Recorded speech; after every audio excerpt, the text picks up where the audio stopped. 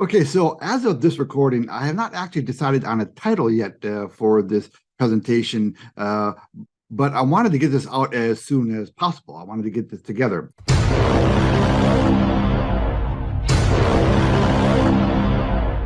This report is going to be about just how insidious ESG is in the world. And I've always wondered, from a Wall Street perspective, what is the overall feeling on Wall Street, so to speak, about ESG, in aggregate?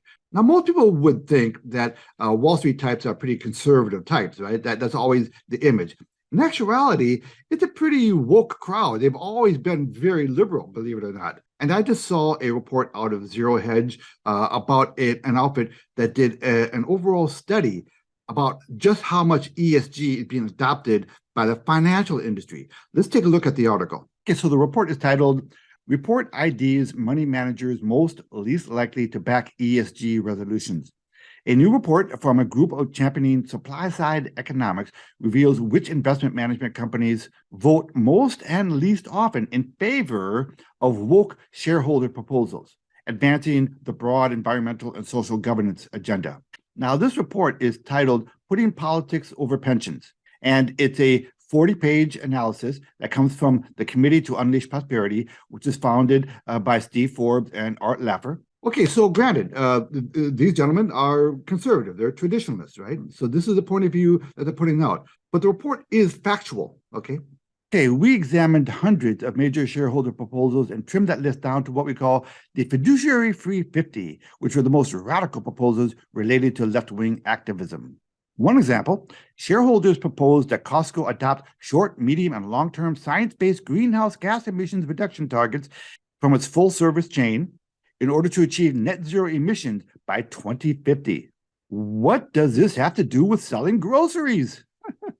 Okay, so next, researchers calculated the percentage of times a given money management firm voted in favor of these most egregious examples of policy mandates. Okay, so what they did is they looked at hundreds of these really weird, wacky, leftist, weird proposals that had nothing to do with the actual business. And then they whittled that list of hundreds of stupid proposals down to 50 that they thought were the most egregious.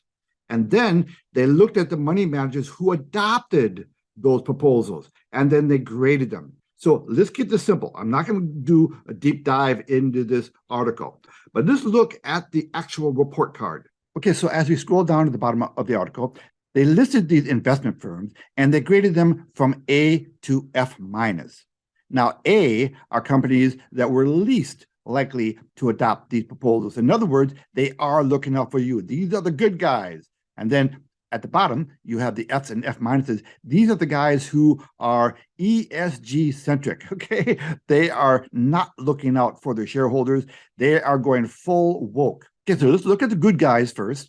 These guys scored A's, Dimensional, Vanguard, T. Rowe Price, Fidelity, and let's look at the worst culprits. At the bottom, you have BNB Paribas, Store Brand Asset, Northern Trust, Swiss Canto, Deutsche Bank, Invesco, First Trust, Guggenheim, ProFund Advisors.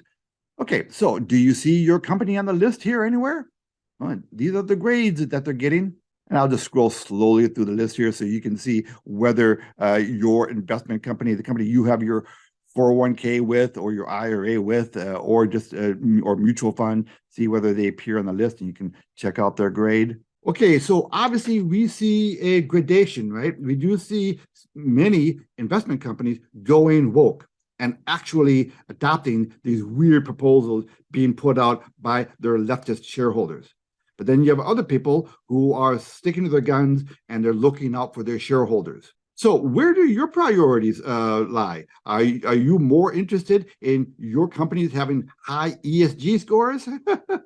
or are you more interested in the performance of your pension accounts? In the description below, please let me know what you think about what the priority should be on. Copy that.